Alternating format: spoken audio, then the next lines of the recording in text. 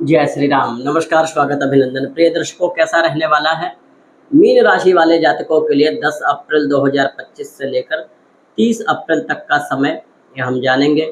इस समय अवधि में सूर्य का राशि परिवर्तन हो रहा है एवं अप्रैल में मंगल अपनी नीच की राशि में आ चुके हैं।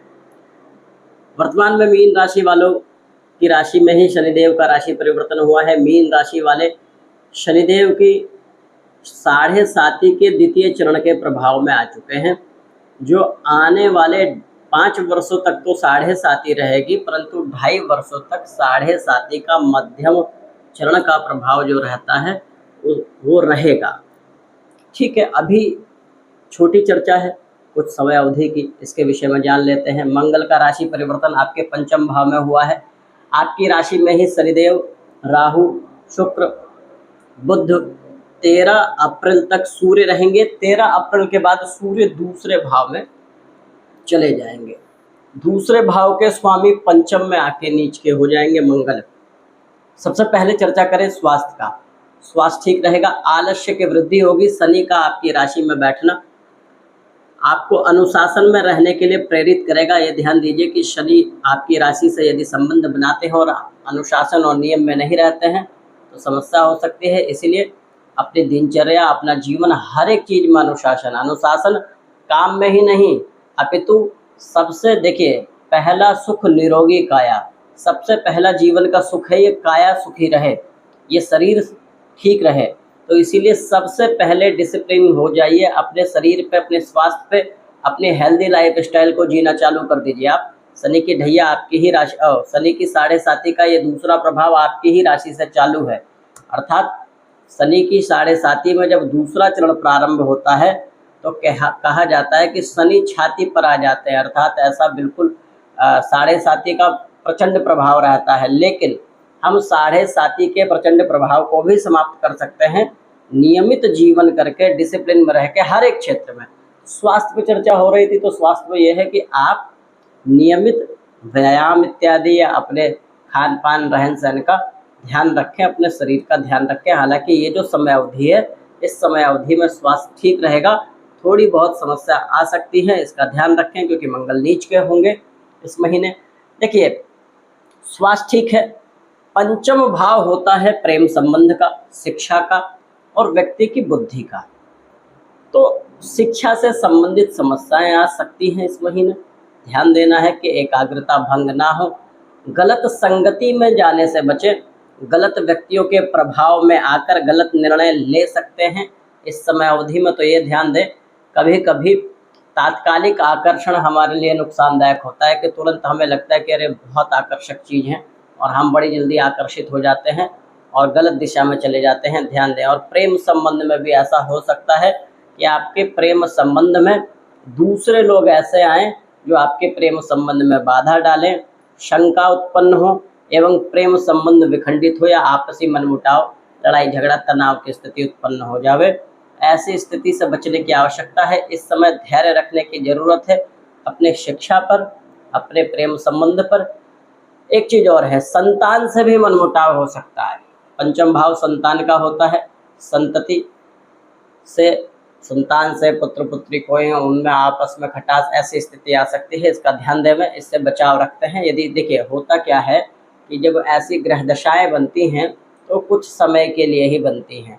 उस समय, पर्टिकुलर उस समय अगर आप धैर्य रख लें या चीज़ों को संभालने का प्रयास करें तो वो नकारात्मक जो समय होता है बड़ी सरलता से बीत जाता है। इसीलिए हमारे पूर्वज या फिर हमारे ऋषि मुनि या धर्म ग्रंथ भी ये कहते हैं कि दुख में धैर्य एवं सुख में संयम जरूरी होता है।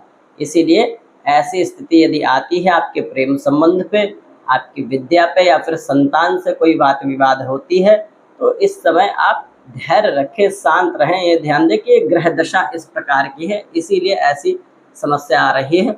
इस समस्या का निराकरण भी मैं बताऊंगा, क्या उपाय करना चाहिए। वीडियो के अंत में उपाय भी आपको बता दूंगा। देखिए, कर्म क्षेत्र के स्वामी देवगुरु बृहस्पति आपके पराक्रम भाव में है। पराक्रम के स्वामी आपकी राशि में है शुक्र।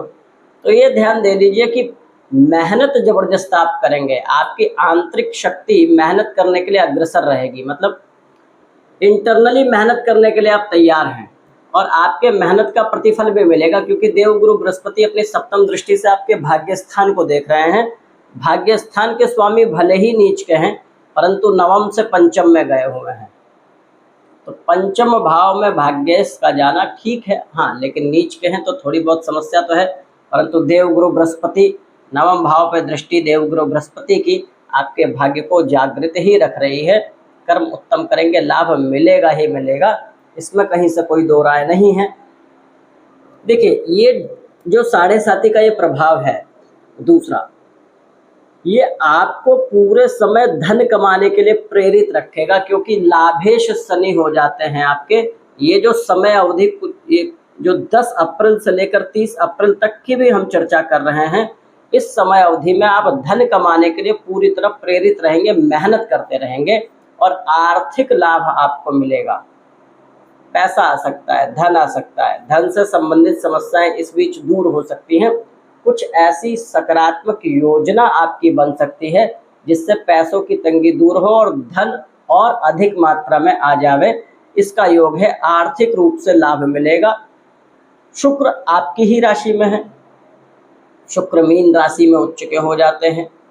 सूर्य देव तो 13 तारीख के बाद निकल जाएंगे। 13 तारीख से 13 तारीख तक सूर्य भी आपकी राशि में है, शुक्र आपकी राशि में ही है, बुध राहु सुंदर दिखेंगे, अर्थात दूसरों में आपका आकर्षण होगा, आप दूसरों को प्रभावित कर पाएंगे या फिर दूसरे आपसे प्रभावित हो जाए, ऐसी स्थिति हो सकती है कि दूसरे का आकर्षण आपके प्रति हो।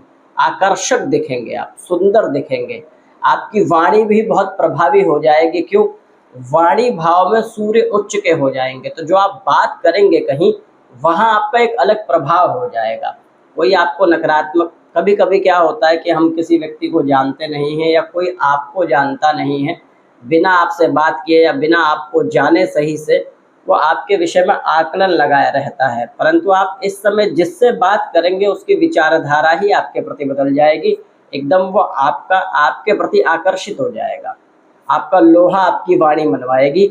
जो बात आप बोलेंगे वजनदार बोलेंगे, आपकी बात में दूसरों को आकर्षित करने की बड़ी अच्छी क्षमता इस समय आ जाएगी। सूर्य बलवान होने से आरोग्य सुख भी मिलेगा, कुटुंब का लाभ मिलेगा, पारिवारिक कुल में वृद्धि होगी, पारिवारिक जीवन सकारात्मक होगा। प्रारंभिक शिक्षा के लिए मीन राशि वाले बालक जो हैं, जो बच्चे हैं जिनकी शिक्षा आप प्रारंभ करवाना चाहते हैं, प्रारंभिक शिक्षा के लिए ये समय उत्तम है। और जो छोटे विद्यार्थी हैं, प्रारंभिक जो 8वीं 10वीं 11वीं 12वीं तक जो शिक्षा ग्रहण कर रहे हैं, उनके लिए अच्छा रिजल्ट आने की संभावनाएं हैं। दूसरे भाव से हम प्रारंभिक शिक्षाएं भी देखते हैं, तो ये समय अच्छा रिजल्ट आ जाना, आपके अनुकूल रिजल्ट आ जाना, आपके मन मुताबिक आना, ये ऐसा स्वभाव है। विद्यार्थी वर्ग इसके बाद अभी तो नीच के हैं मंगल पंचम में, थोड़ी सी असमंजस की स्थिति, थोड़ा सा सोचने की स्थिति, नकारात्मक सोचने की स्थिति ऐसी होगी। नेगेटिव माइंडसेट से बचें, नकारात्मक सोचने से बचें। ये जान लें कि अंततोगत्वा कल्याण का ही समय है। इन समय कोई भी ऐसी स्थिति जो आती है या रिजल्ट वगैरह कोई आता है तो आपके पक्ष में ही अधिकतर होने वाला है। करना क्या चाहिए आपको? देखिए, भगवान श्री हरि के शरण में रहें। रामावतार कोई भी, भगवान श्री राम हो गए, विष्णु या भगवान श्री कृष्ण, इनका मंदिर मिल जाता है, यहाँ जाएं, इनको 5 पुष्प प्रतिदिन चढ़ाएं, इनको पुष्प अर्पित करें एवं मंत्र का जाप करें। कोई भी मंत्र आता हो, कोई भी नहीं आता होगा तो एक मंत्र तो सबको ही आता होगा, अधिकतर लोगों को आता होगा, ओम नमो भगवते वासुदेवाय नमः। इसका कम से कम 27 बार जप करें। भगवान विष्णु जी की शरण में या फिर भगवान कृष्ण या रामावतार कोई भी, राम जी के मंदिर पे जाके, प्रतिमा पे जाकर 5 पुष्प चढ़ाएं पीले रंग के और इस मंत्र का 27 बार जप करें। इससे कल्याण होगा और आपकी जो भी कामना है वो पूर्ति उसकी होगी। प्रिय दर्शकों, इस सूक्ष्म चर्चा है, यह हमारा ज्योतिषीय आध्यात्मिक चैनल है। आप हमारे चैनल को सब्सक्राइब करें, वीडियो अच्छी लगती हो तो लाइक करें एवं शेयर करें। अभी के लिए धन्यवाद।